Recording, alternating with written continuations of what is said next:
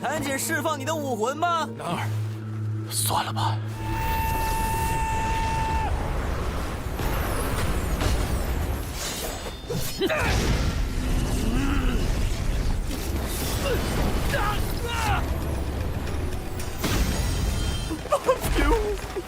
秦南正式成为我玄灵宗弟子。 Kembali lagi bersama Bang Jago. Seperti biasa Mimin selalu mendoakan kalian semoga selalu dalam keadaan sehat dan dalam kondisi terbaik. Di video kali ini Mimin akan menceritakan sebuah donghua series lagi. Dan bagi kalian yang mungkin baru gabung, Mimin saranin untuk nonton bagian sebelumnya dulu. Linknya ada di deskripsi. Tak berlama-lama, langsung aja kita masuk ke isi ceritanya.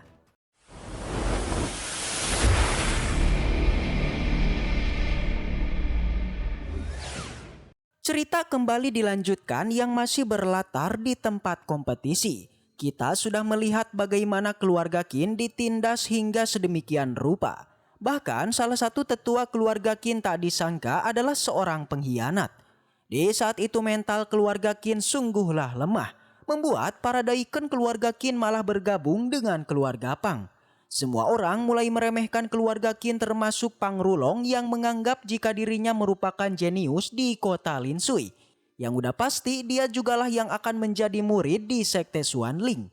Namun jelas Qinan kemudian protes dan meminta kepada para utusan agar memberinya kesempatan juga. Dan singkat cerita para utusan pun setuju dan kinilah saatnya Qinan memperlihatkan jiwa bela dirinya. Dari luar arena, Pang Rulong terus mengoceh meminta agar Qinan segera mengeluarkan jiwa bela diri sampahnya. Semua orang tentu saja nggak tahu guys, jika jiwa bela diri Qinan ini merupakan jiwa perang yang merupakan jiwa bela diri terkuat. Para daikon yang sebelumnya berada di keluarga Qin, mereka kembali meremehkannya. Yang bahkan mereka menyuruh Qinan tidak perlu lagi memperlihatkan jiwa bela dirinya. Karena mereka sudah tahu jika bela diri Qinan adalah sebuah pedang patah alias jiwa sampah.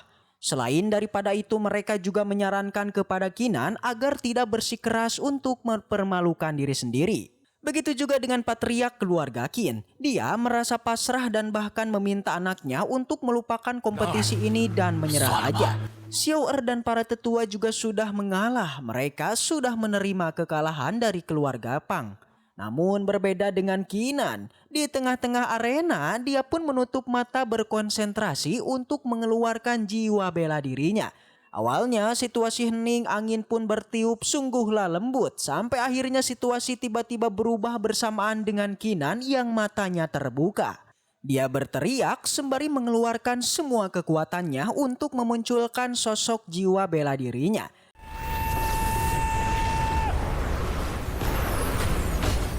Fenomena ini sungguh sangatlah luar biasa. Semua orang tidak menyangka guys jika kekuatan Qinan ternyata sangatlah kuat. Dan langsung aja sosok jiwa perang pun muncul dengan di belakangnya terdapat 5 token yang berarti jiwa Qinan berada di tingkatan 5. Semua orang dari keluarga Qin kini berubah menjadi bahagia. Bisa dilihat Qin Tian merasa bangga dengan anaknya karena katanya dengan adanya Qinan keluarga Qin tidak akan hancur. Begitupun dengan dua utusan, keduanya menganga terkejut melihat jiwa bela diri Qinan. Si pengkhianat alias gendut dia tidak percaya, karena saat masih di keluarga Qin, dia sudah melihat dengan jelas jiwa bela diri Qinan adalah jiwa sampah. Tidak hanya si pengkhianat, Pang Rulong juga tidak percaya. Bagaimana bisa Qinan yang memiliki ranah kelas 1 itu bisa memiliki jiwa bela diri di tingkatan 5. Oleh karena itu, dia menuduh jika Qinan saat ini sedang menipu semua orang. Dan untuk membuktikannya Pang Rulong pun mengeluarkan kekuatannya untuk menyerangnya. Tapi jelas Qinan juga tidak tinggal diam. Dia mengeluarkan pedangnya untuk menahan serangannya. Belum menyerah, Pang Rulong kembali melancarkan serangannya yang kali ini dia menggunakan jiwa bela diri palu gadanya. Akhirnya kekuatan jiwa perang pun dikeluarkan. Di sana bisa dilihat guys, Pang Rulong auto ketakutan karena hanya dengan satu tebasan aja dia pun auto terpental.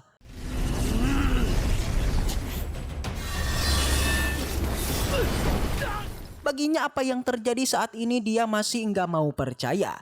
Bagaimana bisa dirinya yang notabene murid jenius di kota Linsui kali ini beneran kalah oleh Qinan. Melihat pertarungan ini tentu aja giliran utusan wanita yang menanyakan kepada Bai Heng mengenai pendapatnya tentang kedua murid ini, siapakah yang benar-benar pantas menjadi murid Sekte Xuanling. Tentu aja dia pun menjawab dia adalah Qinan. Dari bawah Panglulong tidak terima karena kekuatannya masihlah berada di atas Qinan yang kini ranah berada di tingkatan 6 sementara Qinan hanyalah tingkat 5. Mendengar itu Qinan pun langsung aja memperlihatkan kekuatannya yang sebenarnya, yang ternyata jiwa bela dirinya bukanlah di tingkat 5 melainkan adalah di tingkat 8 guys.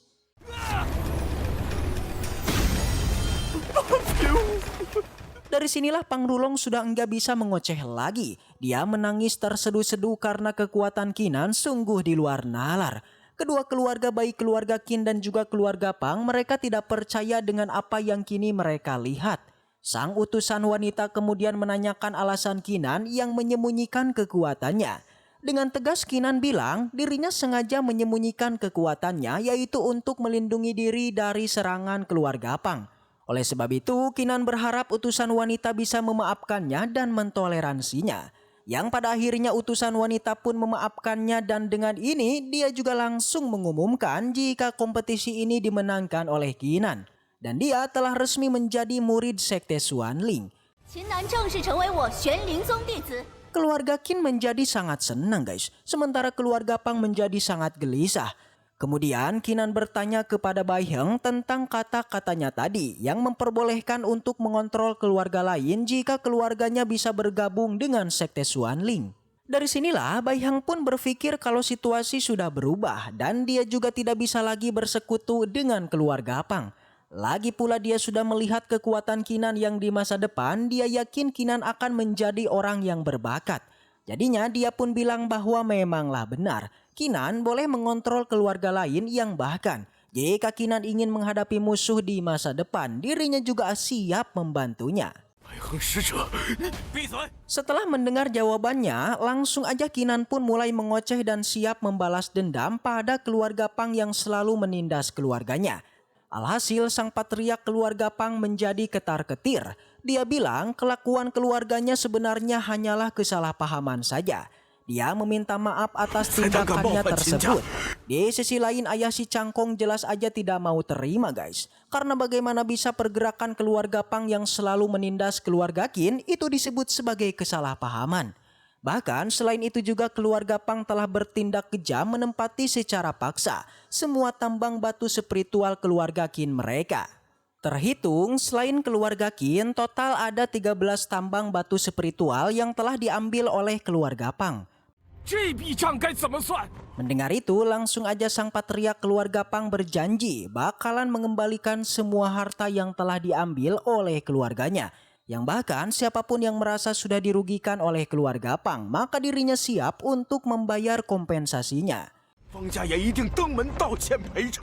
Dan lagi-lagi meski dirinya berada dalam situasi rumit guys, dia sempat aja melakukan penawaran dengan Qin Tian. Jika Qin Tian mau memaafkannya maka dirinya juga bisa memberikan obat penawar yang sudah menekan kekuatannya. Akan tetapi dengan tegas Qin Tian hanya bilang jika keluarganya tidak perlu khawatir dengan penawarnya. Itu karena nyatanya kekuatannya beserta semua tetua sebenarnya tidaklah pernah meminum racun tersebut. Jadi yang tadi mereka lakukan hanyalah akting belaka. Karena sebenarnya mereka sudah tahu mengenai adanya seorang pengkhianat di keluarga Qin. Semua penonton dari keluarga lain langsunglah bersorak-sorai menyuruh keluarga Pang untuk keluar dari kota Linsui. Sang patriark pun terdiam mencoba meminta bantuan kepada para utusan tapi malah diacuhkan. Yang akhirnya tak ada pilihan lain patriark keluarga Pang kemudian bersumpah untuk keluar dari kota Linsui dan bersumpah tidak akan mengganggu keluarga Qin lagi. Singkat cerita beberapa waktu telah berlalu. Kejadian kompetisi memanglah sudah menyebar luas. Terbukti semua orang kini juga membicarakan kehebatan Qin Tian yang ternyata kekuatannya sudah berada di tingkatan 8. Selain itu mereka semua juga setuju jika keluarga Pang yang akhirnya dikeluarkan dari kota Linsui. Karena mereka tahu keluarga Pang selalu bertindak kejam. Dan mulai sekarang sudah dipastikan keluarga Qin lah yang akan menjadi keluarga nomor 1 di kota Linsui. Xin berpindah di sisi lain, para anggota keluarga Pang saat ini satu persatu diusir dari kota Linsui. Tapi berbeda dengan keluarga Qin yang kini tengah merayakan kemenangan mereka yang sungguhlah kemenangan fantastis. Baik Qin Tian dan juga ayah si Cangkong keduanya kembali berdamai, bahkan Qinan dan juga si Cangkong juga bersahabat.